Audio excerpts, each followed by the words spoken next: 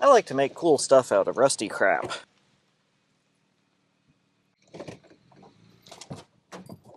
So I think it's only fitting that I bought a 16-year-old Tacoma. I named it Charlie Brown Truck because it's a brown truck. And anytime I look under it, I say, oh, good grief. The comments on the last video I did on this made it apparent to me that my idea of a little bit of rust is a lot different than some other people's. Keep in mind, I live somewhere where we get enough snow that I built a ski lift in my backyard. And with snow comes salt. And with salt comes rust. Rust on vehicles is just sort of a fact of life here. And part of the reason I decided to rebuild this Jeep was to learn how to do rust repair. I think it's a life skill if you live around here. This truck is a lot of what I want in a truck, so I think it's worth putting some effort into. So let's go ahead and get this floor patched up. In order to do that, I need to strip the interior. But the first thing I'm going to do is disconnect the battery. I gotta get the carpet out. Never really understood why we have carpet in cars like this, especially trucks. Where I live, you end up with a lot of sand. So that carpet's not going to go back in once it comes out.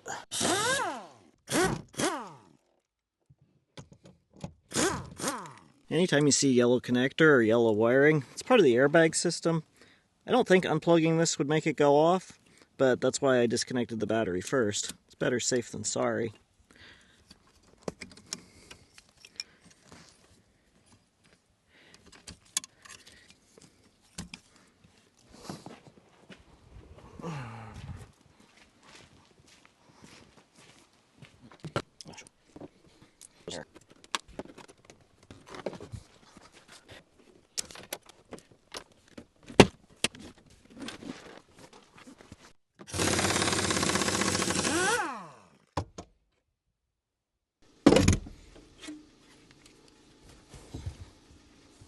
Looks like these come off next.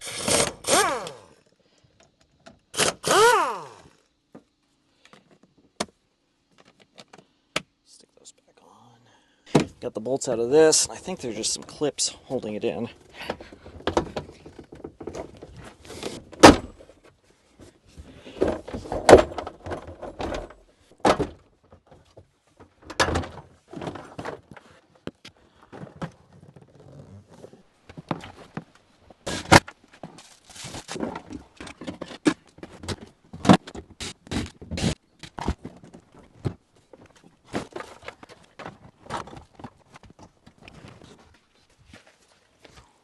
Since I know you're going to ask, the only thing I found that was kind of cool was a hammer from a piano. Let's pull this carpet up and see what we're dealing with.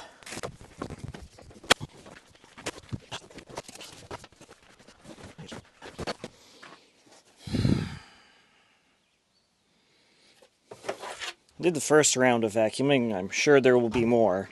And now we can see the main problem area. Other problem is now I need to get all of this out of the way.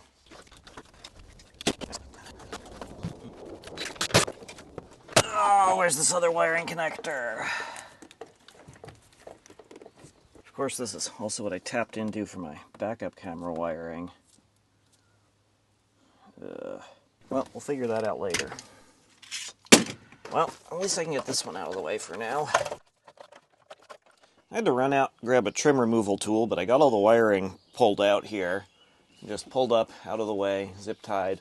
A lot of this stuff disappears up under the headliner, so I think that was the easiest way to deal with it. Let's work on getting this cleaned up and see what we need to cut out.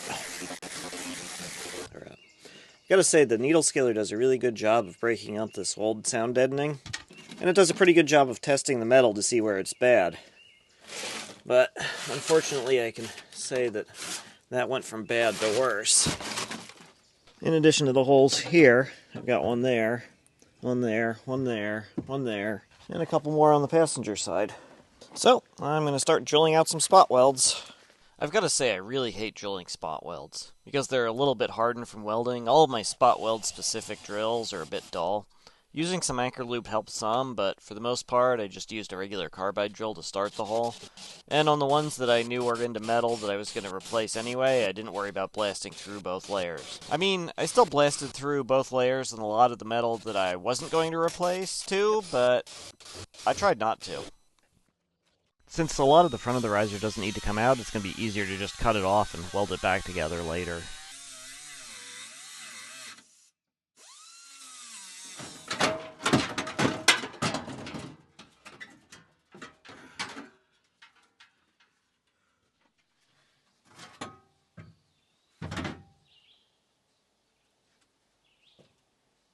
When I'm planning out a repair like this, the things I like to keep in mind are that the goal is to cut back to good metal, whatever that means in the context of what you have to work with, and that it's usually easier to do one big patch than a lot of little patches. And I also think about how I can simplify the patch panel to avoid having to do a lot of complicated metal shaping, compound curves and whatnot. Well, that escalated quickly. Spent some time cleaning stuff up, and in the process, put some holes in this. There's not much left on the flange. For a support piece, it probably should be stronger, so I need to replace that. Problem is, these are the fuel lines. Well, we'll pull them out. Why is the back one got to be different than the front one?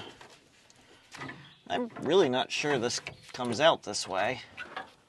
And I dumped a whole bunch of fuel all over, so I think I'm going to call it a day there. Can't get the fuel lines pulled out, but I got them pulled down enough to jam a welding blanket over them and a sheet of aluminum. And I feel pretty good about that. Pretty low chance of immolation here. Nobody likes immolation.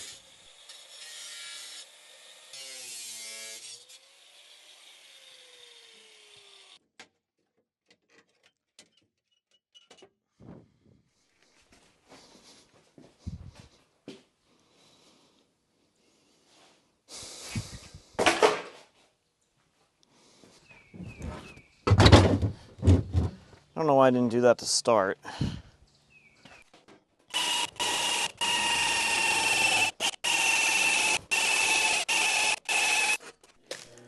I know there's an order to bending these that makes it easier.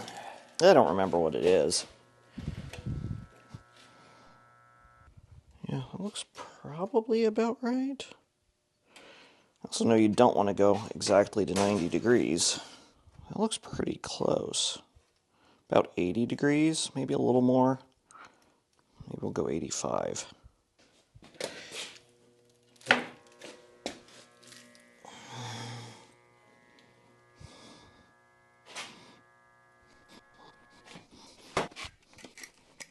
I need to do this flange next, or I wouldn't be able to bend that.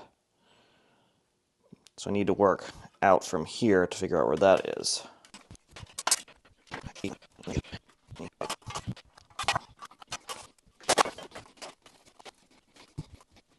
And at this point, the magnetic brake let me down. This hat channel was a little too narrow for the clamp bar to properly span the magnet, so despite my best efforts, I couldn't make the last bend with it. I think I finally found something that works pretty well.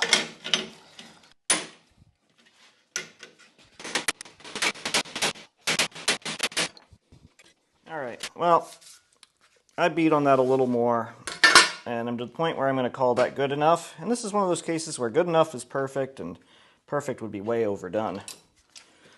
Now, this has a little bend to it. Let's try to figure that out.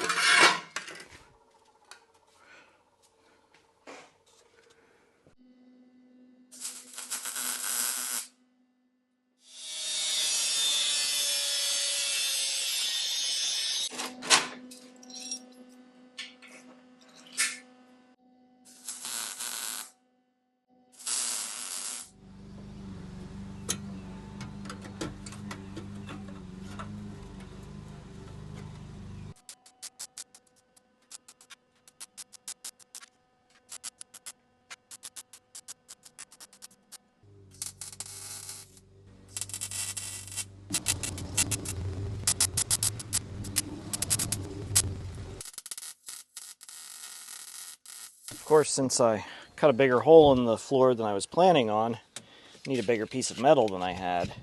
But I couldn't go pick up a whole sheet because, well, the truck's kind of out of commission. So I had to wait for the steel supplier to shear a sheet into quarters.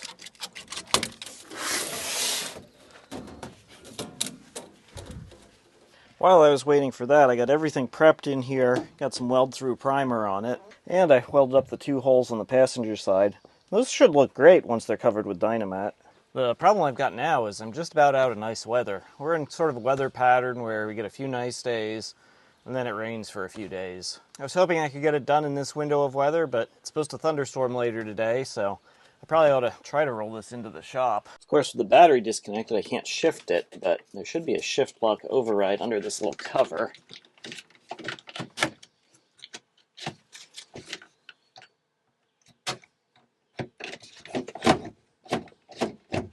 Or neutral. This will also be a good test of the parking brake on the Jeep. Right.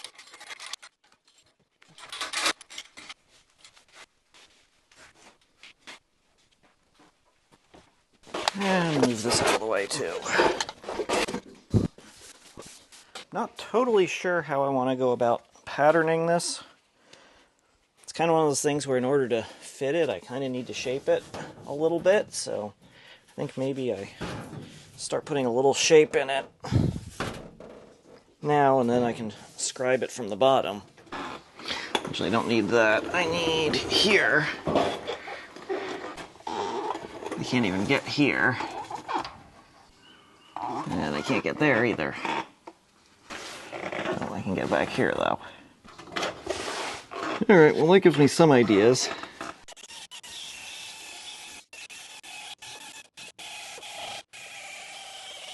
I'm going to start with a little return along the door sill.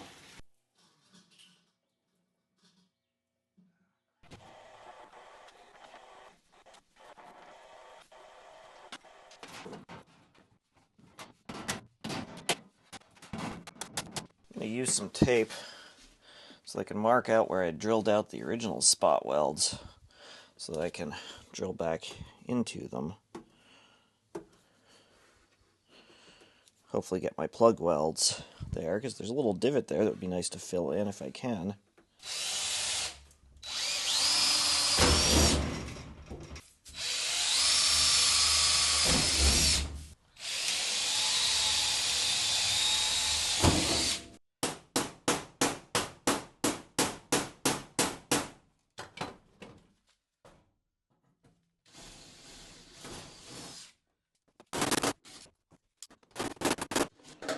Now each time I pull this out and put it back in, it should land in the same place, which will make fitting it up a lot easier.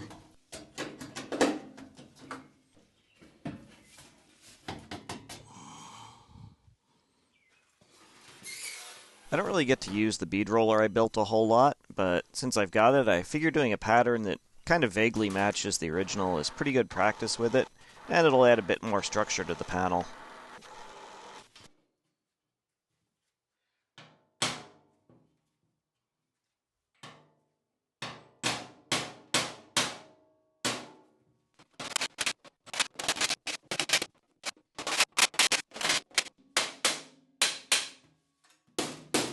I should not have run these beads in this far because there's some shape in here that I need. Hopefully flattening them out will start giving me some of that shape anyway.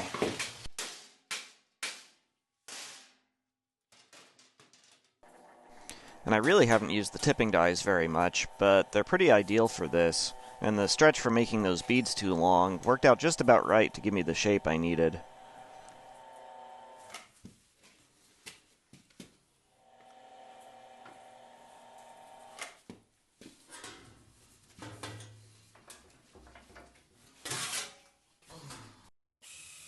Then it's just trimming and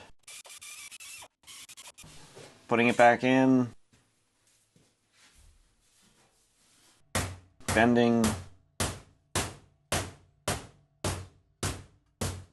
taking it back out, fitting it, and keep repeating until I can't take it anymore. And now I'm going into day 6 of my 3-day project, and you may be questioning why I'm putting so much effort into this when I probably could have just lap welded this thing in and called it done, but I'm kind of looking at this as practice. I'm doing it to a higher level than it needs to be done just to build skills and get some more experience doing this stuff. And then for future projects where I want to do it to a really high level, I have those skills available. Anyway, I'm getting close, checking the fit of my seat risers. Got a little bit more to do, maybe spend another hour or 2 on this, and then hopefully I'll be ready to start welding. I'm also hoping to keep this truck around for quite a while, so it's more than just a question of getting it to pass inspection this year. It's trying to do it in a way that's going to pass inspection for years to come. I say that, but ironically, while I was editing this video, New Hampshire passed a bill to do away with inspections starting next year. I've kind of got mixed feelings about this, but since this truck ended up failing because there was a small chip in the windshield and there was moisture in the third brake light, I'm not sure the system's really been working as intended anyway. I also need a hole to run that wiring harness up through. The original was outside the frame rail and there was a bump on the floor pan for running it over the frame. Because I'm trying to simplify things, I'm just going to put it on the inside of the frame rail. This is one of those stupidly easy tools. It's just a piece of metal with a slot cut in it.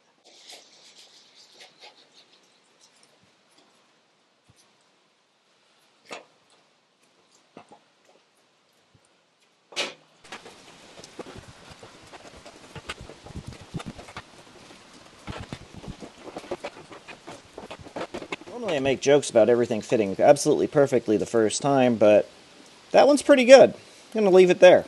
There's still going to be some amount of cut and butt and tack and torture, but I think I can start welding this in.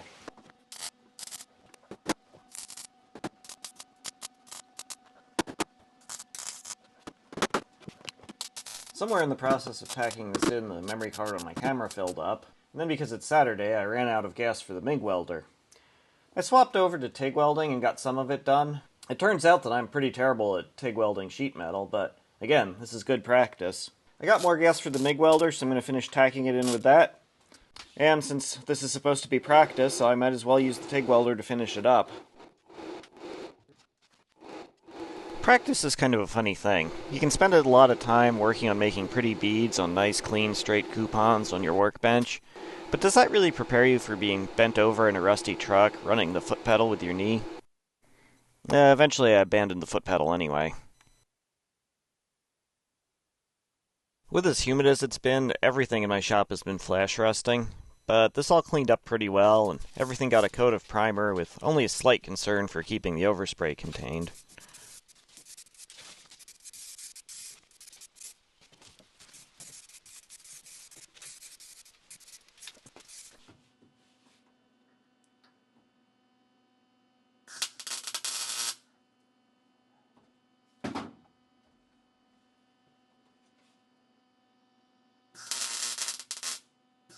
The next thing to go in is the front seat riser. There are a few of the original spot welds that I can line up and tack in, and then I want to put the seat in and test fit it.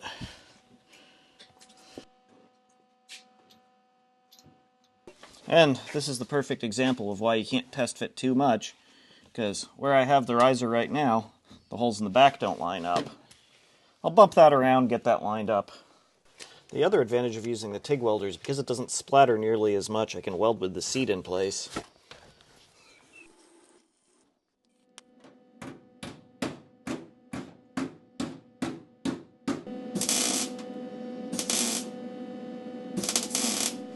Same sort of procedure on the rear one here. I did all of the spot welds that lined up with the original metal on the back, and then tortured the front into shape. I'll throw a few tacks on here, and then do a test fit.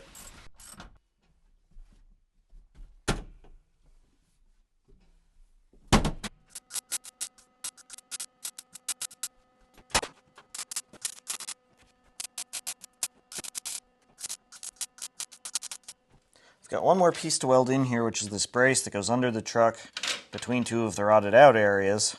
Obviously that's not going back in. I just made one out of some thicker material. It's not exactly right, but it's a heck of a lot less wrong than it was.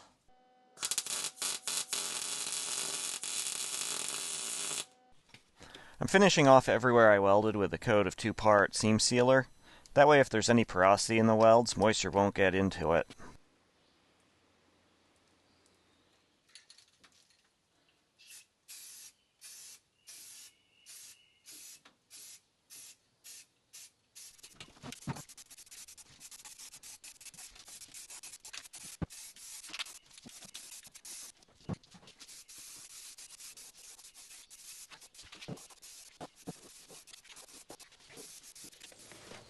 And then since it stopped raining, I pushed the truck back outside, put some Dynamat in for sound deadening.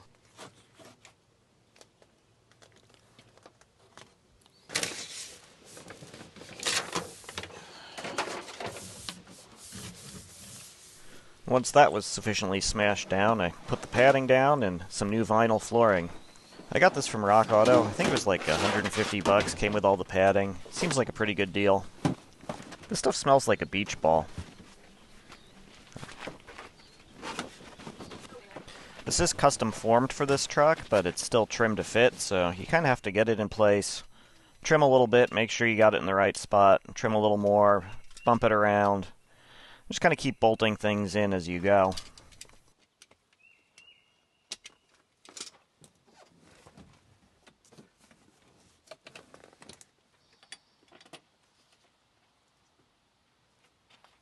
There's a crack in the side of the center console I'm going to try to get fixed up.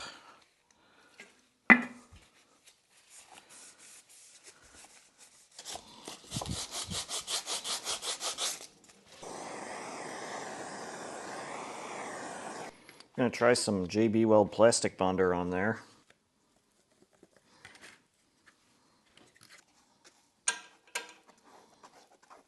And some fiberglass for reinforcement.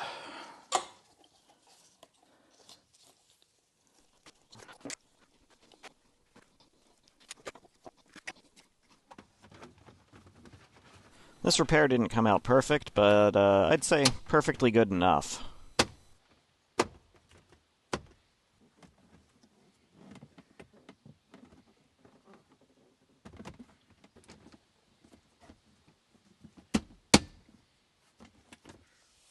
I'm also taking the opportunity to clean everything as best I can.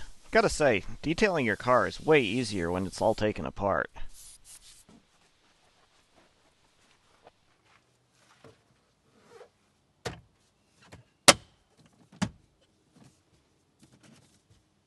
The vinyl's not really a perfect fit. I don't know if that's the flooring itself or my ability to get it in there, but it's more than good enough. Especially if you flop a floor mat over the wrinkles. I'm probably more excited than I should be to have the vinyl in here, just from a standpoint of keeping it clean. It's going to be really nice. That upholstery cleaned up pretty well, too. But unfortunately, we got the airbag light on now.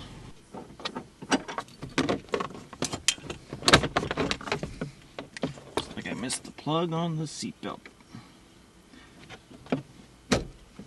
Well, let's see if we got it.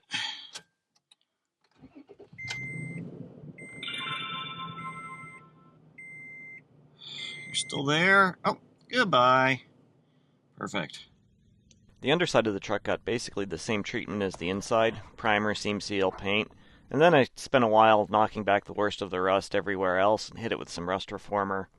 And then the whole underside got a healthy coat of black wool wax. This is a sticky, oil-based undercoating that doesn't really dry. It basically just chokes off the moisture and oxygen so the rust can't get any worse. The kit came with various wands to get up into all the crevices and nooks and crannies between panels. I think this will go a long way to prolonging the life of this truck, and it certainly looks better. I'm kind of beginning to wonder if actually this is a nice truck. It was a lot of effort to get it to this point, but these trucks are known to go 300,000 miles pretty regularly, so I think it's worth the effort to try to keep the rust at bay and try to make this thing as nice as possible. I've still got a lot of other little things I want to do on this truck, but it's really hot out here and I'm tired of laying underneath it. I don't think this will be a regular on the channel. We'll check in from time to time, but I think for now I'm going to say thanks for watching.